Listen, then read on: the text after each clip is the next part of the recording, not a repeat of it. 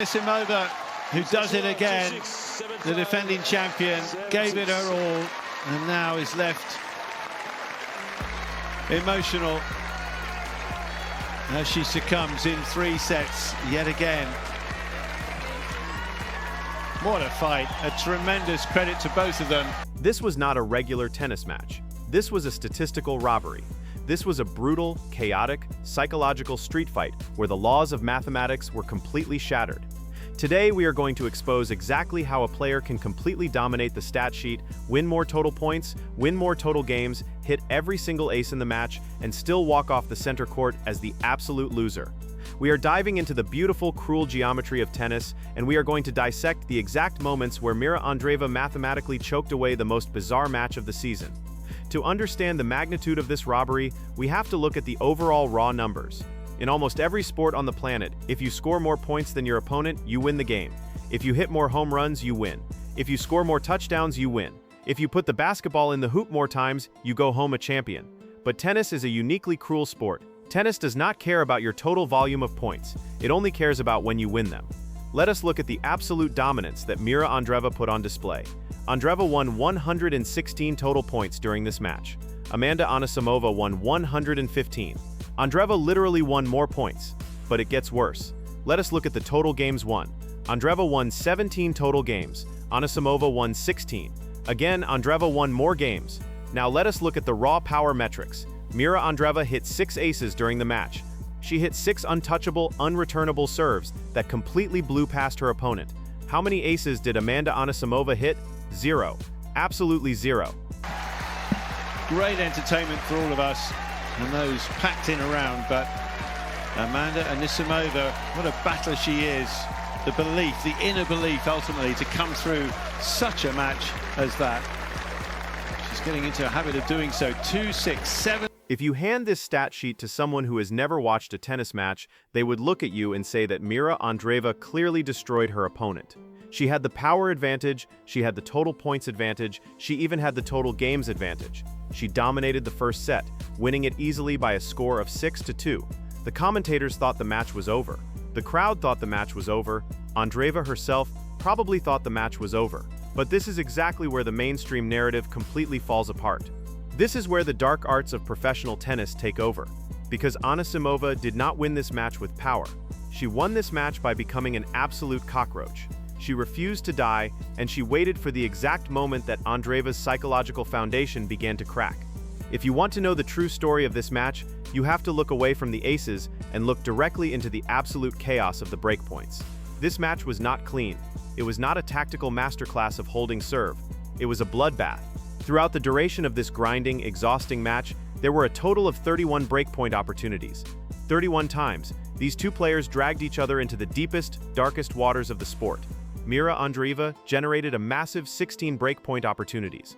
She was constantly knocking on the door. She converted 9 of them. That is 9 times she completely broke Anisimova's serve. But here is the fatal flaw in Andreeva's game. She could not protect her own house. Amanda Anisimova generated 15 breakpoint opportunities of her own, and she converted 8 of them. The sheer volume of service breaks tells you exactly what the psychological temperature was on that court. Nobody felt safe. Every single service game was a terrifying battle for survival. When you look at the service numbers, the tension becomes even more obvious. Andreeva hit 7 double faults. Anisimova hit 8 double faults. The air in the stadium was so thick you could cut it with a knife. Neither player could rely on their first serve to get them out of trouble. Andreeva only won 57% of her first serve points. Anisimova was even worse, winning a catastrophic 51% of her first serve points. It was ugly. It was muddy. It was trench warfare. And when a match turns into trench warfare, the player who relies on clean, beautiful, powerful tennis is usually the one who breaks first. So how exactly did Amanda Anisimova survive this barrage? How do you win a match when you hit 0 aces, you win fewer total points, and you are constantly getting your serve broken? You survive on the absolute slimmest of margins. You survive on the second serve. The second serve is the moment of maximum panic in professional tennis. It is the exact moment where the server is completely exposed. If you look at the statistics, this is the single category where Amanda Anisimova planted her feet and refused to move. Mirra Andreeva completely collapsed under the pressure of her own second serve. She won an absolutely dismal 47% of her second serve points. That means every single time Andreeva missed her first serve, Andreeva was mathematically favored to win the point. Andreeva was bleeding out on the court every time she had to hit a safe serve. But look at Anisimova. Despite hitting 0 aces, despite serving 8 double faults, when the pressure was at its absolute peak, Anisimova won an incredible 63% of her second serve points. 63%. This is the hidden architecture of the robbery. While Andreeva was completely falling apart on her vulnerable points, Anisimova turned her weakest moments into a fortress. Anisimova won 58 receiving points, constantly applying pressure, constantly making Andreeva feel like she was drowning. Anisimova realized that she did not need to hit aces. She just needed to make Andreeva play one more ball. She just needed to extend the rally until Andreeva's patience snapped. All of this chaos, all of the double faults, all of the broken serves, it all culminated in the most brutal, unforgiving mechanism in all of sports, the final set tiebreak. A tiebreak is a microcosm of a player's entire soul. You cannot hide in a tiebreak. Your stamina is gone.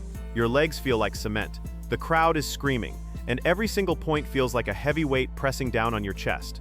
Mirra Andreeva had the mathematical advantage all day. She had the longest run of consecutive points, winning 8 points in a row at one stage in the match. She had the power. But when the score reached 6-6 in the third set, the mathematics stopped mattering. The only thing that mattered was execution under fire. And in that decisive, terrifying tiebreak, Amanda Anisimova executed the ultimate robbery. She won the tiebreak 7-4. She stole the final set 7-6. She walked up to the net, shook hands, and officially registered a victory in a match that she had mathematically lost in almost every single category. She won one total tiebreak to Andreeva's 0. And that one tiebreak was the entire difference between a semifinal appearance and a heartbreaking flight home. This quarterfinal match is a masterclass in the psychology of winning ugly.